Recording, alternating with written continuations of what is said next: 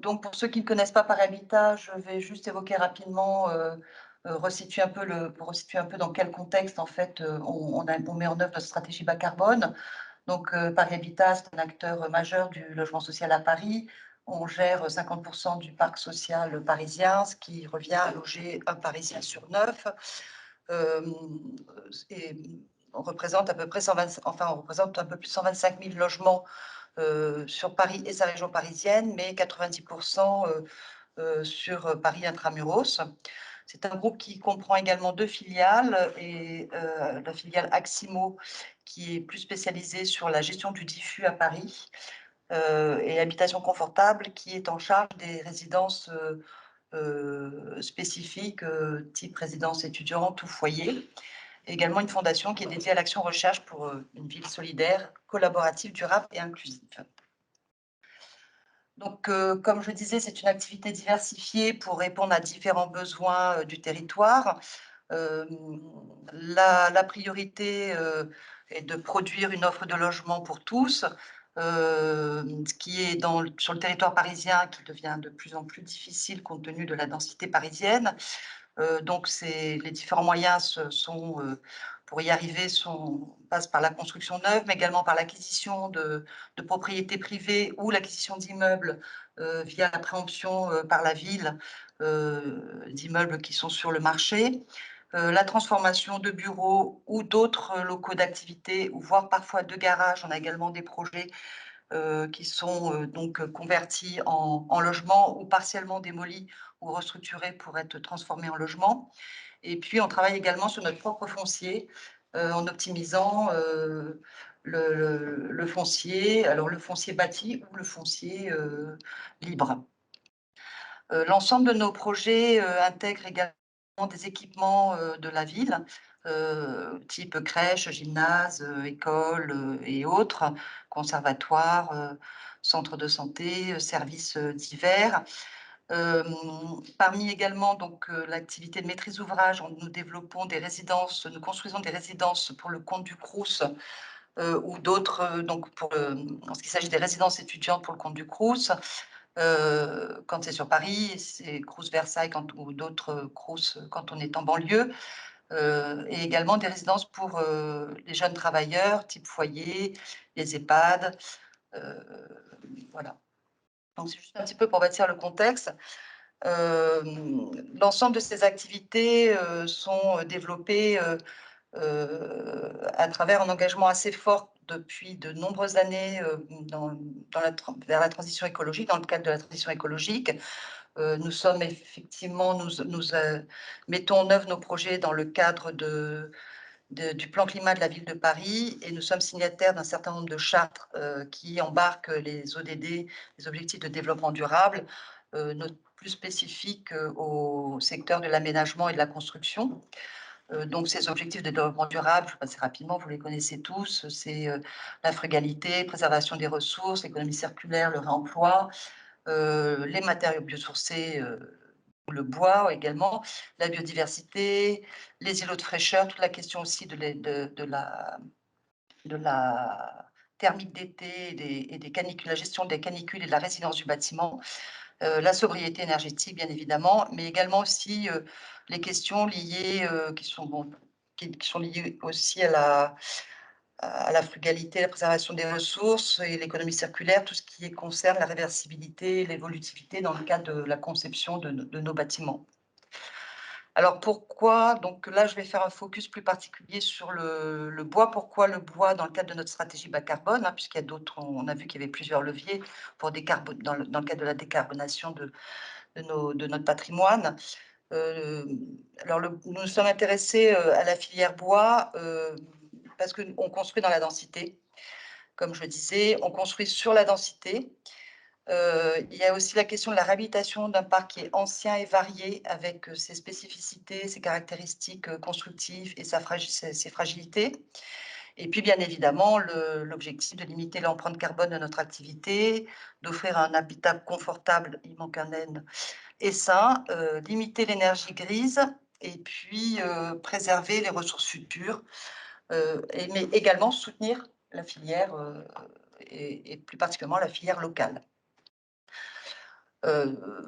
Donc c'est un peu alors c'est pas le bois, uniquement, enfin voilà, on a plusieurs types d'opérations et on a pour habitude de dire: «Voilà, le bon matériau au bon endroit». Donc on peut mixer le bois, avec d'autres matériaux et c'est aussi l'opportunité liée à la configuration des parcelles, heu, pour pouvoir optimiser les modes de fer. Donc quand on construit dans la densité, en fait, on a une problématique d'accès et d'intégration souvent, dans ces parcelles qui sont contraintes, avec une préoccupation de réduire, les nuisances auprès des riverains, puisqu'on vient intervenir parfois en cœur d'îlot, avec des copropriétés voisines qui ne voient pas toujours d'un bon œil arriver un bailleur social et des logements sociaux. Hem, on a aussi cette problématique de la rareté, du cherté du foncier, donc d'où, les optimisations foncières sur notre propre foncier et puis, l'intérêt pour toute parcelle, constructible. Donc, dans ce cadre de projet, le bois, les atouts du bois qu'on souhaite relever, c'est donc, ce que j'évoquais, la réduction bien sûr des nuisances avec, la mise en place d'un chantier à faible nuisance, une réduction des déchets aussi, d'évacuation des déchets, via la préfabrication et l'optimisation du temps de chantier. Voilà et on espère, enfin nous, on a remarqué une optimisation de la qualité aussi de nos produits, dans le cadre de la préfabrication. Donc là, j'ai mis quelques photos, c'est, justement la photo, c'est, du 186 rue Jean Jaurès dans le 19e, est un ancien garage qui a été partiellement démoli et une partie reconstruite en bois, pardon, et l'autre qui a été, réhabilité. Le projet qui est à côté, c'est un projet qui a été livré déjà en 2014, pour lequel on avait eu un trophée du bois, se situe rue des Cascades dans le 20e, qui est, structure bois et façade bois. Les 2 projets sont en structure, plancher bois et façade mob bois. Donc, je vais évoquer aussi construire sur la densité. Le bois, nous permet enfin, rend viable certaines opérations puisque, c'est une solution qui permet d'alléger la structure, donc qui évite de consolider des fondations, de faire de nouvelles fondations ou de recouler, enfin de travailler sur la portance des dalles. C'est aussi, toujours cette question aussi comme on est en surélévation, on vient sur des sites qui sont occupés, donc de réduire les nuisances et l'acceptabilité en fait pour nos habitants et pour les riverains. Également l'optimisation du temps de chantier parce que ce sont des chantiers sur des opérations. Là, on voit l'opération qui est en bas à gauche, c'est une opération qui est dans le 13e arrondissement, située, rue de la Santé, rue Glacière et rue d'Avielle. Donc les parties que vous voyez en blanc sont, occupées et ont fait l'objet d'une réhabilitation plan climat et la partie, bois et zinc, représente un peu plus de 70 logements qui ont été, donc construits en surélévation.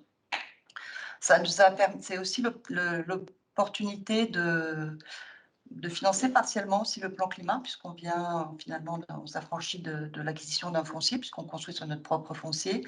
On est venu ajouter des ascenseurs, donc on apporte du confort aussi aux immeubles et aux logements donc, qui sont situés sous la surélévation. Voilà, vous avez quelques photos du chantier à droite et puis fini. Il y a des petites opérations aussi donc, dans la densité parisienne ou sur des parcelles où voilà, on est de plus en plus avec la notion de la préservation du bâti et de faire avec le déjà là. Donc on vient surélever et réhabiliter la partie inférieure et donc construire, quelques logements. Là, c'est boulevard rue ou boulevard Richard Lenoir, je ne sais plus. Bruno, c'est rue, boulevard? Rue, bon, peu importe, Richard Lenoir. Et on a, peu de logements, mais bon, voilà, c'est il y a 7 ou 9 logements, je ne sais plus exactement. 6 logements. 6 logements, voilà, c'est entre les 2. Et c'est bien rue Richard Lenoir. De plus en plus aussi, alors là, je passe plus sur la partie biosourcée, puisqu'en fait, on est signataire de la charte Fibois, bois biosourcés. Donc on essaye, on travaille aussi, avec des isolants, biosourcés. C'est une solution pour nous de traiter et d'isoler un parc, type, HBM, qui date des années, du début, du XXe siècle et en briques rouges avec des qualités, hygrométriques et de voilà, c'est toute la notion, hygiéniste, qui a été mise en place à cette époque et voilà, le type d'isolant biosourcé est une solution pour traiter, pas à 100 l'isolation, mais au moins la notion de confort et de parois froides. Voilà et puis toujours cette notion de préserver, l'énergie grise, de stocker le carbone et de favoriser l'économie circulaire puisque, ça permet aussi d'anticiper le cycle de vie, la déconstruction en fait et les rénovations. Alors là, j'ai fait un petit récapitulatif sur, le nombre de logements et le nombre d'opérations qui sont, embarqués dans le cadre du pacte bois biosourcé qu'on a signé, dans la continuité de la charte bois, qui avait été signée elle en 2015 et le pacte donc en 2020. Bon, on ne savait pas trop où on allait, donc on s'est placé sur un niveau bronze, mais peut-être qu'on va réviser notre niveau, parce que finalement, on s'aperçoit qu'on a pas mal d'opérations avec quand même des niveaux qui sont assez, ambitieux, mais bon, on attend de faire un bilan. Donc, on a, en construction neuve, ça représente en tout, 16 opérations, pardon, dont 5 livrées et pour 885 logements et en réhabilitation, c'est 6 opérations, heu, pour, 416 logements, heu, voilà, dont une opération livrée. Donc en tout, ça représente en fait 1 300 logements qui sont, voilà, qui sont en fait dans les engagements du pacte, bois biosourcé. Alors je voulais juste faire un petit point de vigilance, sur, notre retour d'expérience puisqu'on a démarré par des bâtiments avec, des façades ossature bois. De plus en plus, on est sur on intègre le bois dans la structure et on le voit un peu moins en façade parce que c'est vrai que les façades bois dans l'urbanité parisienne et dans la durabilité, c'est pas toujours, quelque chose qui est vu d'un bon œil et qui est durable dans le temps. Donc en fait, là, dans les points de vigilance, on voulait mettre l'accent sur la maîtrise des coûts, mais ça, Sandra en parlera aussi un petit peu, sur Colonel Avia, hem, parce qu'on est souvent dans des situations un peu expérimentales, pour atteindre des performances, donc et répondre à la réglementation, donc ça nécessite de passer par des ATEX. Alors c'est un peu une épée de Damoclès pour nous d'une part et puis ça peut représenter des surcoûts. Voilà, puis également parfois pour gérer l'acoustique et pour gérer les problématiques de réglementation, enfin le latex est un surcoût en soi, mais les solutions à mettre en œuvre, sont également des surcoûts, parfois de manière significative. On l'a évoqué avec vous, dans le cadre de la tour bois qu'on voit à droite, la future tour, qui est mixte bois-béton maintenant. De plus en plus, voilà, dans le temps. On a aussi le souci de la maîtrise de la qualité. Voilà, avec ce que j'évoquais, qui est tout ce qui concerne la pérennité, la durabilité de la façade avec les vieillissements, et puis aussi, la question du recours à la filière locale, pour pouvoir soutenir la filière. On a voilà, c'est pas toujours évident d'obtenir de nos partenaires de s'approvisionner, de manière locale, donc c'est des points de vigilance, nous en tant que maître d'ouvrage qu'on doit avoir et dans le cas des marchés publics, c'est quelque chose qu'il faut qu'on intègre dans nos CCTP. J'ai fini, je vais passer la parole à Sandra avant peut-être Bruno, Collin qui est donc, chef de service de la construction, va vous expliquer un petit peu quels étaient les attendus, sur le projet de Colonel Avia. Bonjour, on va vous présenter donc l'opération du 28 rue du Colonel Avia qui est située dans le 15e arrondissement. Donc il s'agit d'un programme de transformation de bureaux en résidence étudiante de 141 logements.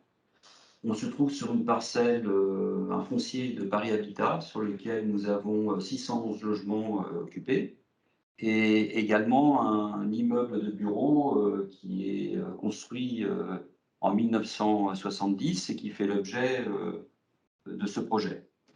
On a donc lancé, notre concours en 2015, en faisant le choix de réhabiliter ce bâtiment de bureau plutôt que de le démolir et de le reconstruire. Donc pour ce concours, on avait des attentes très fortes en matière de système constructif, en privilégiant la filière sèche pour les surélévations et les extensions du bâtiment existant. Et également, on avait mis en avant l'utilisation de matériaux innovants et à faible niveau carbone. C'est donc le cabinet d'architecture NZD qui a été retenu en 2015 et c'est Sandra Di Giorgio, l'architecte, qui est avec nous, qui va vous présenter dans le détail cette opération. Donc, comme il a été bien présenté par Monsieur Collin juste avant, on est sur un projet de transformation lourde et du coup de transformer des anciens bureaux en logements. Ça a impliqué quand même une transformation assez importante en termes si vous voulez, d'intervention au niveau architectural. Là, vous avez tout en haut, je ne sais pas si vous voyez bien ma flèche, il y a le bâtiment existant tel qu'il était. Donc, c'est un squelette, c'était clairement du poteau-poutre béton, dalle béton.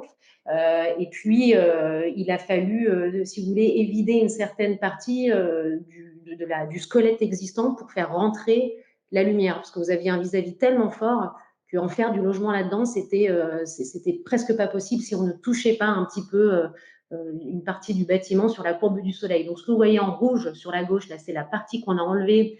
Il y avait un très, très grand sous-sol, donc on est venu décapsuler, si vous voulez, cette dalle-là pour en faire un patio, ça a généré un patio. Et puis ce que vous voyez en bleu, c'est la partie qui a été surélevée et étendue. Donc on était sur une couture, on est venu recoudre un squelette existant pour venir le renforcer dans un premier temps.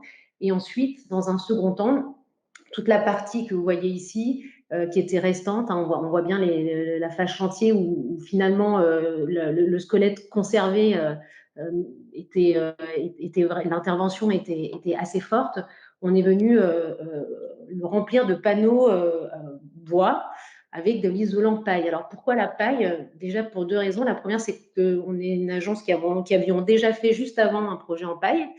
Donc j'en connaissais les problématiques, parce que surtout c'est beaucoup de problématiques, même si ça a beaucoup d'avantages. À l'époque, en 2015, nous, quand on l'avait fait, c'était encore quelques années avant, donc avec les bureaux de contrôle, ça n'avait pas été très facile. On l'a fait à plus grande échelle là sur Avia, où on avait la place, on n'était pas dans un site contraint, parce que la problématique du mur en paille, c'est que c'est très épais. Là, vous voyez sur la fenêtre, sur la diapo à gauche, vous avez une épaisseur, la botte de paille, elle fait 36. L'intérêt de la botte de paille, c'est qu'elle sort directement de la moissonneuse-batteuse et du coup, elles sont préformatées à 36 cm. Bon, aujourd'hui, ils commencent à les scier, à faire de la paille de 22. Je ne sais pas si c'est intéressant en termes de prix industrialisation, parce que là, ce qui était super, c'était l'idée de prendre un produit qui a zéro transformation, qui n'a pas besoin de transformation, et du coup qui a un bilan carbone presque neutre puisqu'on n'utilise aucune énergie pour le fabriquer, si vous voulez, il est disponible. Par contre, la quantité de bois, vous voyez, les entretoises, elles sont assez épaisses. On est 2 fois plus épais qu'un mur en bois standard. Un mur en bois standard, c'est 14. Là, on est sur du 36, plus ensuite les lindères dedans, dehors. Donc, on arrive avec des murs de 50. À Paris, quand on commençait à proposer des murs de 50 cm qui arrivent là en préfabriqué, là, c'est ce que vous voyez, c'est une photo du chantier. Bah, ça devient compliqué en termes de foncier. C'est-à-dire que pour faire Paris Habitat nous a permis de le faire parce qu'on n'avait aussi pas cette problématique-là de foncier. Donc ça, c'est assez important. C'est pas un projet. La paille, on arrive à Paris, je ne pense pas qu'on arrivera, nous, à le refaire si on n'est pas dans un site comme ça. Vous voyez, un peu, là, c'est un site qui est dans un parc, en transversal, voilà, où il y avait un peu d'espace dispo. Alors, évidemment, je vous ai parlé de la paille, du bureau de contrôle, parce que c'est un peu le nerf de la guerre. Quand on commence à être un peu innovant, on se frotte au CSTB, on se frotte au bureau de contrôle. Et on est sur un bâtiment qui fait, vous voyez, R+3 et qui monte, dont le dernier plancher est à plus de 8 mètres, il était à 9 mètres. Donc, vous imaginez bien, à 1 mètre près, on s'est rendu compte de la complexité que c'était pour, entre guillemets, de l'aberration administrative qu'il peut y avoir sur certains sujets, sur notamment ces fameux 8 mètres. On est aujourd'hui, nous, en tant qu'acteurs de la construction bois spécialisés dedans, moi, je commence à tourner en rond sur cette loi, sur cette problématique des 8 mètres, puisque non seulement on a un problème avec les avis techniques pour la paille, mais pour tous les matériaux de façade aussi. C'est-à-dire qu'aujourd'hui, quand un archi veut faire un projet en bois, il se retrouve avec une quantité de matériaux hyper limitée en façade. On peut faire soit du bardage bois, et encore c'est limité, on ne peut plus faire du sto parce que le sto a un avis technique à 8 mètres. Et donc aujourd'hui, on est dans la période du no man's land, où le bois se surdéveloppe, mais les producteurs, les avis techniques ne suivent pas encore assez bien. Et donc, on a vu déposer un ATEX, et puis au final, avec le bureau de contrôle et le CSTB, d'un commun accord, on a fini par faire un avis de chantier et abandonner l'ATEX, même si on est à R+3, même si on est au-delà des 8 mètres. Donc, comme quoi, il faut garder espoir. Quand on est avec des personnes qui travaillent en bonne intelligence, alors ça demande un peu trop d'énergie à mon goût par rapport à ce qu'on devrait faire aujourd'hui pour un petit peu faciliter les acteurs comme les maîtres d'ouvrage qui veulent se lancer dedans, les architectes qui veulent les accompagner. Donc, j'attends avec impatience la suite des événements, notamment sur les avis techniques.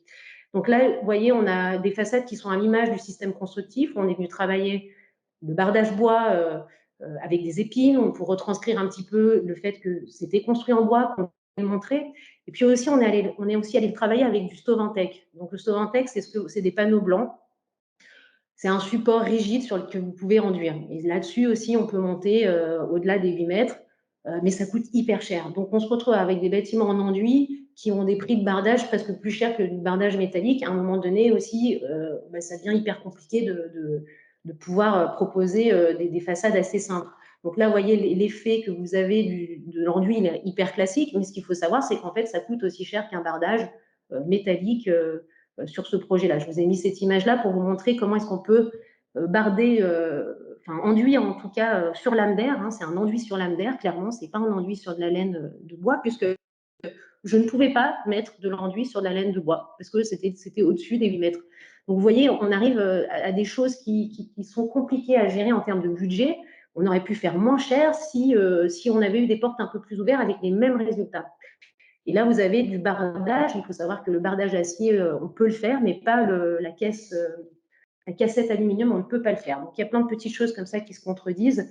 Et là, voilà, on est venu travailler le projet en 2 bâtiments pour scinder un petit peu les échelles d'un point de vue urbain. Je termine avec les toitures. Évidemment, c'est un des grands souhaits de Paris Habitat et de la ville de Paris, c'est de mettre en valeur les toitures. On a généré deux belles toitures, une qui était végétalisée dans le bâtiment en bois au-dessus et une qui sont des jardins potagers qui sont gérés aujourd'hui par une association, puisqu'on sait très bien que les étudiants ils vont pas trop s'investir dans le potager.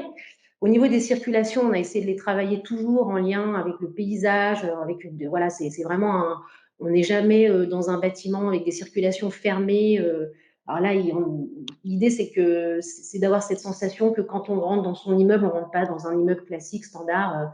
Et puis après, on a travaillé les circulations où on voit dans le fond qu'elles sont toujours éclairées naturellement ou en second jour. Voilà, il y a toujours un apport de lumière, une recherche de lumière naturelle qui a été hyper importante. Et puis pour les chambres, grâce à la réhab, on avait des très belles hauteurs sous plafond qui pouvaient des fois monter jusqu'à 2,80 m, 2,90 m. Et du coup, on est venu taper au maximum avec les fenêtres pour avoir des chambres un peu atypiques, ce qu'on n'a pas forcément dans la construction neuve. Et ça, c'est une des grandes chances de la réhab, c'est qu'on arrive aujourd'hui à avoir des choses un petit peu atypiques et de réutiliser les atouts de cette construction. Voilà pour ma partie. Merci beaucoup.